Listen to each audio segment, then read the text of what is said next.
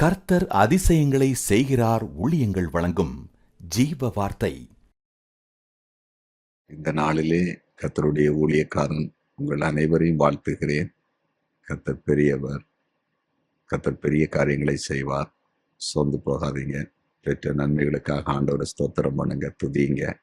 கர்த்தர் வார்த்தைகளை அனுப்பி ஒவ்வொரு நாளும் உங்களோடு பேசி உங்களை ஆசீர்வதித்து வருகிறார். அதற்காக ஆண்டவருக்கு நன்றி செலுத்துங்க.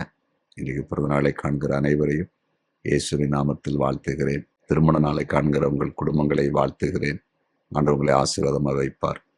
தனிமையில், கைவிடப்பட்ட நிலைமையில், திக்கிட்ட நிலையில் யார் இருந்தாலும் கவலைப்படாதீங்க. இயேசப்பா உங்களை வாழ வைப்பார். உங்கள் கண்ணீரை துடைப்பார். உங்களை சாட்சியை வைப்பார். இந்த நாளிலே ஜீவார்த்தைக்கு தந்து கொண்ட வேத வசனத்தை வாசிக்க கேட்போமா?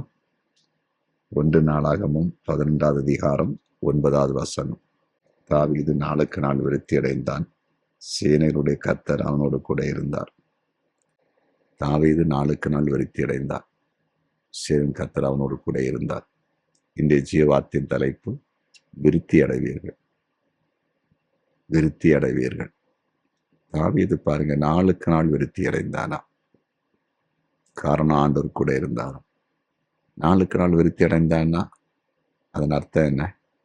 நாளுக்கு நாள் வளர்ச்சி அடைந்தான். ஒவ்வொரு நாளும் அவன் வாழ்க்கையில் அவன் வளர்ந்து கொண்டே போனான், பெருகி கொண்டே போனான். சில குடும்பங்களை பாருங்க, நாளுக்கு நாள் கீழே போயிட்டே இருக்கும். அதாவது சில பெரிய ஆஸ்திக்கு சொந்தக்காரங்களா அல்லது உலகத்தில் ரொம்ப பேரும் புகழமாக இருக்கிற சில குடும்பங்களை பாருங்க, கொஞ்ச நாள் அப்படி ஒன்றும் இல்லாமல் கொஞ்சம் கொஞ்சமாக கீழே போயிடுவாங்க. ஆனால் சில குடும்பங்களை பாருங்க, ஒன்றும் இல்லாமல் இருப்பாங்க, அப்படி கொஞ்சம் கொஞ்சமாக மேலே வருவாங்க. ஆண்டவர் செய்கிறது என்ன தெரியுமா? ஒன்றும் இல்லாமல் இருக்கிறவங்கள நாளுக்கு நாள் வளர செய்வார். தாவீதை பற்றி உங்களுக்கு தெரியல. தாவீது சாதாரணமாக மாடு மேய்த்து கொண்டு வந்த ஒரு மனுஷன். அந்த மனுஷனை கர்த்தர் படிப்படியாக உயர்த்தி ஒரு பெரிய ராஜாவாக, இஸ்ரவேலுங்கிற முழு தேசத்தையும் ஆடத்தக்கதான ஒரு பிரபலமான ராஜாவாய் கர்த்தர் உயர்த்தி கொண்டு வந்தார்.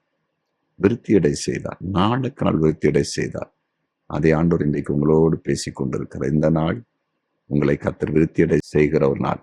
இந்த நாள் இன்றிலிருந்து ஆண்டவர் தொடர்ச்சியை உங்களை விருத்தியடை செய்வதற்கு, வளர செய்வதற்கு அற்புதங்களை செய்கிற ஒரு நாள். இனி நீங்க கீழே போக மாட்டீங்க. இனி மேலே வந்து கொண்டே இருப்பீங்க. உங்க பிள்ளைங்க மேலே வந்துட்டே இருப்பாங்க. உங்க குடும்பம் தலைச்சிக்கிட்டே இருக்கும். உங்க பிசினஸ் தலைத்து கொண்டே இருக்கும். உங்க ஊழியம் தலைத்து கொண்டே இருக்கும். நம்புவீங்களா? விசுவாசிப்பீங்களா? ஜெபம் பண்ணுவோமா? ஜெபிக்கலாம். ஆண்டவரே, தாவீது நாளுக்கு நாள் விரித்திருந்ததை பார்க்கிறோம். நீர் கூடவே இருந்தேன்.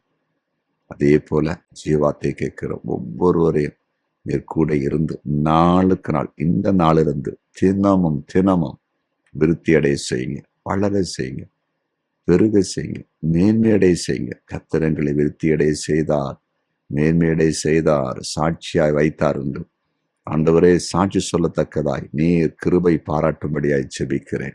நீர் ஜெபத்தை கேட்டுக்கொண்டிருக்கிறேன். ஸ்தோத்திரம். வியாதி படுக்கையில் இருக்கிற எல்லாரையும் சுகமாக்குங்க. மருத்துவ பரிசோதனைக்கு காத்திருக்கிறவங்களுக்கு அந்த ரிசல்ட் வரும்போது ஒன்றும் இல்லைன்னு வரட்டும். அறுவை சிகிச்சை முடித்து வேதனையோடு இருக்கிற மக்களை சுகமாக்குங்க. குறிப்பாக கேன்சர் வியாதியில் பாதிக்கப்பட்டவர்கள், இருதய வியாதியில் பாதிக்கப்பட்டவர்கள், கிட்னி பாதிக்கப்பட்டவர்கள் எல்லாரும் சுகமாக்கும்படி ஆய்ச்சிருக்கிறேன். வழக்கில் சிக்கொண்டு முடிவில்லாமல் இருக்கிற நம்முடைய பிள்ளைகளுக்கு வழக்கில் ஒரு முடிவு வரட்டும், நியாயம் கிடைக்கட்டும் என்று செபிக்கிறோம். தகப்பனை பிரயாணங்களில் பாதுகாப்பு இருக்கட்டும். குடும்பத்தில் என்னென்ன நன்மை தேவையோ எல்லாவற்றையும் கொடுங்க, ஆசீர்வதிங்க. இயேசுவின் நாமத்தில் பிதாவே. ஆமென். ஆமென்.